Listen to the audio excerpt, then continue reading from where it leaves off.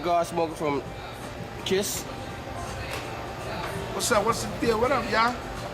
How long you been in the game? 14 years. Where you originally from?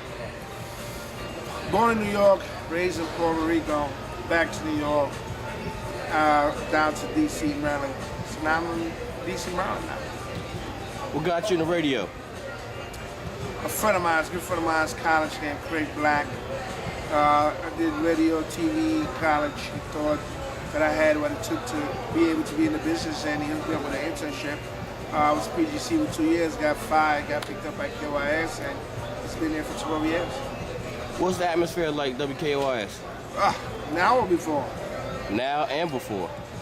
Well, radio has changed so much. Back in the days, it was so much about, it was different because when you knew as something that you wanted to do, I call it being giggly. You know, you a little thing giggly, you all happy, whatever. But, you know, it's become so corporate, it's become so downsized, it's become so much, it's totally different. So, you know, it's more corporate now. All right, I have a quick question. I was on vacation when Olivia Fox disappeared off the scene. Tell me about that. Well, obviously things did not work out with them, and I mean that's the best that I can give you. Though.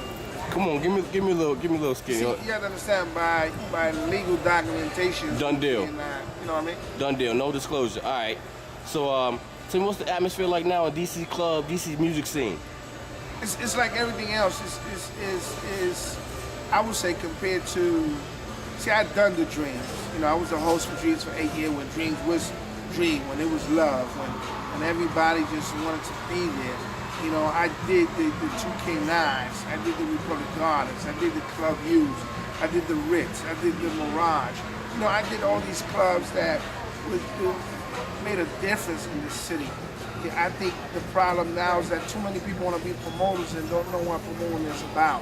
People want to be promoters because some promoters pay their dues, like Mark Mons, Taz, Abdul, these guys, my man Warren that was at Club U, they pay their dues and put events together. And then people thought it was going to become easy. They want to ride that wave. They want to try to, you know, they're acting like they're something that they're not. You know, when you're pretending all day, every day, you know, you just don't make it happen. You know, you're just in it because what you might get out of it from the tag. If you don't pay your dues, you know, how you know about the business, how you know how to deal with it. So a lot of parties are corny, a lot of parties. Listen, at the end of the day, if I don't get paid, I don't show up, bottom line. And people don't really party. People just, in a lot of these parties you go, people, they think that if you bring in an athlete, an artist, somebody, that's a party.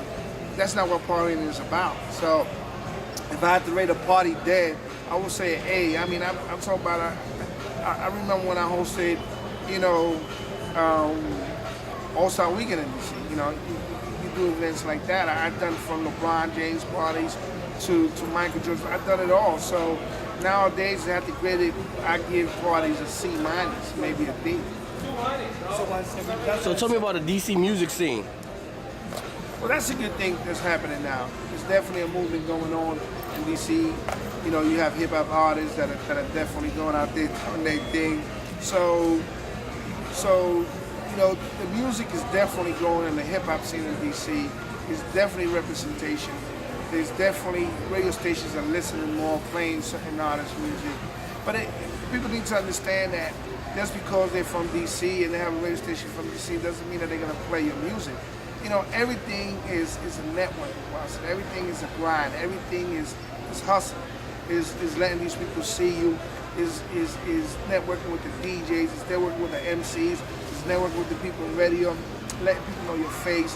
You know, being humble and showing people your craft and believing in your craft. You know, DC is market 7. You know, people die to work in this market. It's a major market. So just because you're from DC or Maryland doesn't mean that they're gonna play your music. That's not how it goes. A lot of artists these days, they just don't. They don't do the research. They don't. You know, you have to do the work with the walk. You gotta walk that walk to talk that talk, and a lot of people don't do it. You know, I always say you got, listen, Wale's where he's at, and I guarantee you this, he grinds to get his shine. Wale was really a pain in the neck, the dude that came up at the station every day, and guess what, why you up with? But he was up there networking, he was up there talking to people, he was up there talking with every single person. You know everybody that was up there. Wale's a guy that used to come to the clubs, and because you knew him, you put him on the mic and you played his music.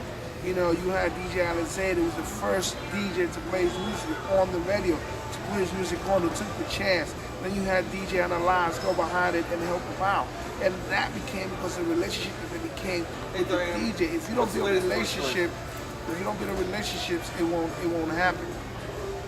All right, thanks for your time, man. All right, fam.